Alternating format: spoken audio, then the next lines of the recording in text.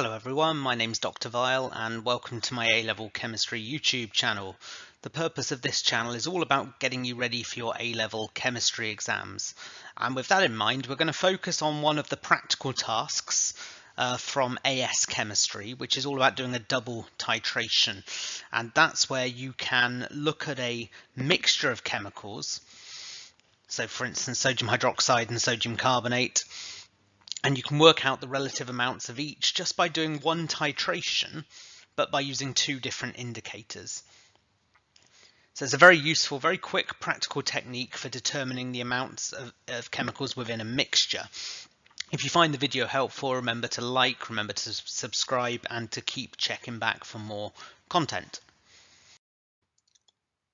Okay, so to understand how a double titration works, we need to understand that different chemical indicators change color at different pH values. So the two we're going to focus on are methyl orange and phenolphthalein, and they both change color at different pHs. You've got to remember that a chemical indicator is simply a molecule, normally an organic molecule, that changes its structure depending on the pH, and the different structures have different colors. So if a solution contains a mixture of different bases, so we're going to look at two bases. We're going to look at sodium hydroxide, NaOH, and sodium carbonate, Na2CO3. And it's worth noting that sodium hydroxide is a strong base and sodium carbonate is a weak base. And if you have a mixture of the two of these, you can work out the relative amounts of each by only doing the titration once, but by using two different indicators that change color at different pHs. So the typical exam question, or the specified practical work, would be that you get supplied with a mixture of sodium carbonate and sodium hydroxide, and you have to typically work out how much you've got of each. And we do that by using our double indicator method, which will have phenolphthalein and methyl orange, and we titrate our bases with something like hydrochloric acid. So the actual calculations are not too complicated, but we've got to understand the premise of how it works. The kind of background theory is quite complicated. So we'll start with a bit of background information to set the scene, and then we'll look at a worked example. Okay, so we firstly need to know about phenolphthalein. Phenolphthalein is this lovely pink color here that you're probably familiar with. And phenolphthalein changes color at about pH 9. And it will go from pink to colorless or colorless to pink, depending on which way you're going. Whereas methyl orange will change color at about pH 4, and it changes between this lovely reddish color and this orange, or yellow to orange, depending on how you call it. So we need to understand what's going on here. When you have sodium hydroxide to start off with, sodium hydroxide, NaOH, is basically in solution is the same as OH minus.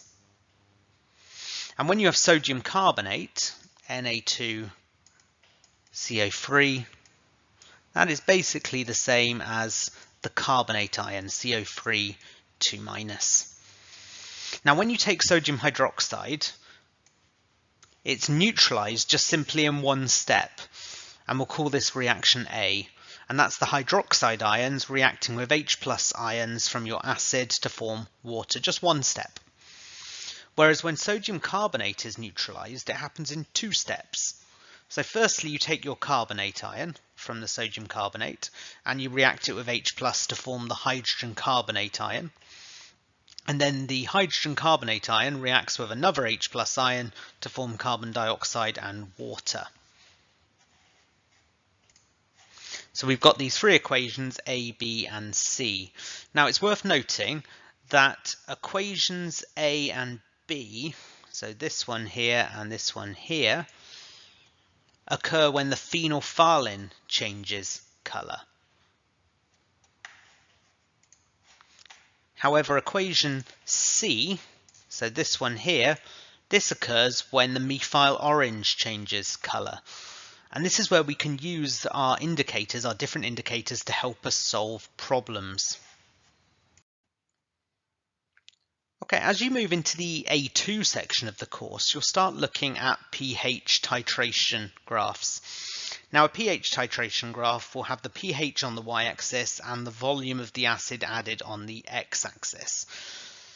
And if we just look at the titration of the NaOH against the HCl, you can see it starts off going fairly flat and then suddenly the pH plummets and then it starts to level off again. And it is at this point that equation A takes place.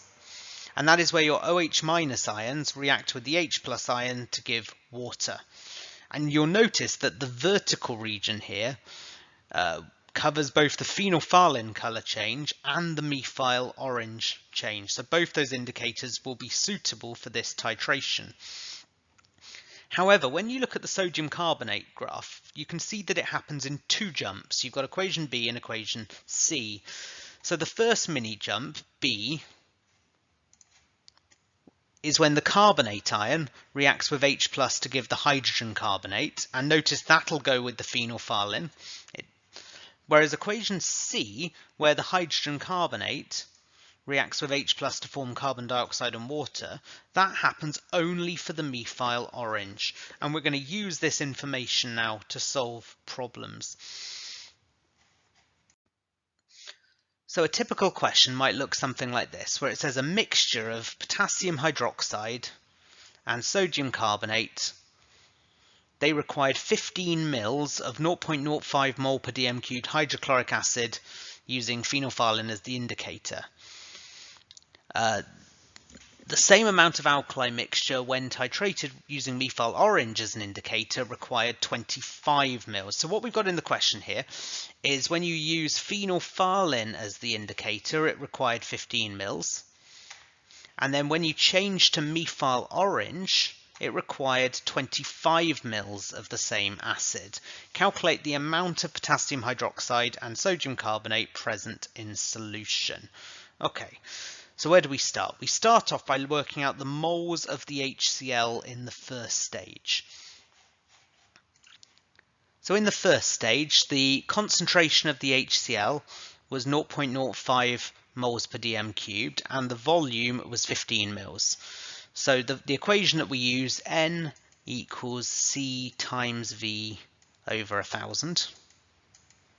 So concentration 0.05 times 15 divided by 1,000 gives you 7.5 times 10 to the minus 4 moles. And this is important because this corresponds to the number of moles of the OH minus and the carbonate ion. So that's the first stage. We've determined the moles of OH minus and the moles of the carbonate ion present in our mixture.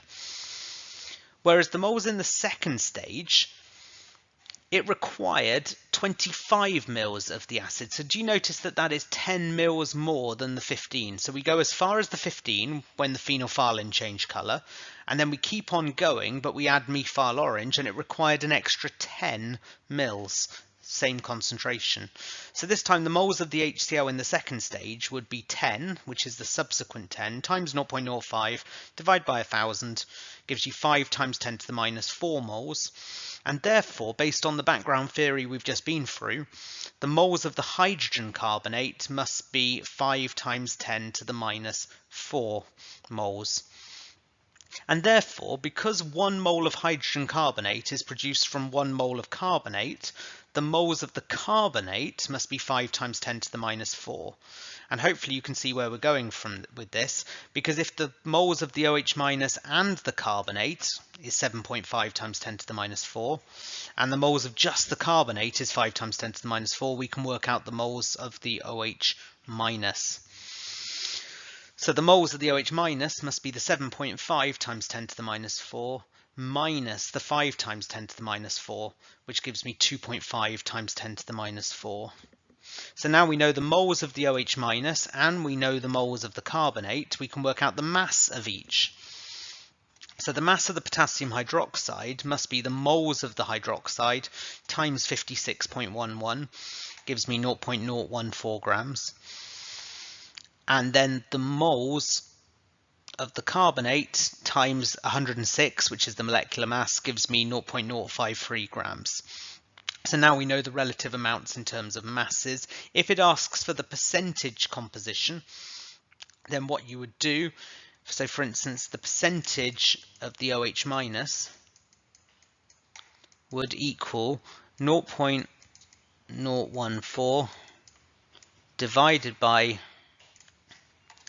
0.067, which is the total of the two masses, times by 100, gives you 21%, and therefore the percentage of the carbonate in your mixture by definition must be 79%.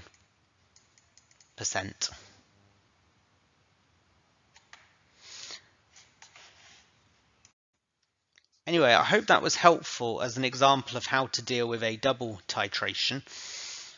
If you found this video helpful, remember to like it, subscribe, share with your friends, keep checking back for more content. Thanks everyone, take care, bye bye.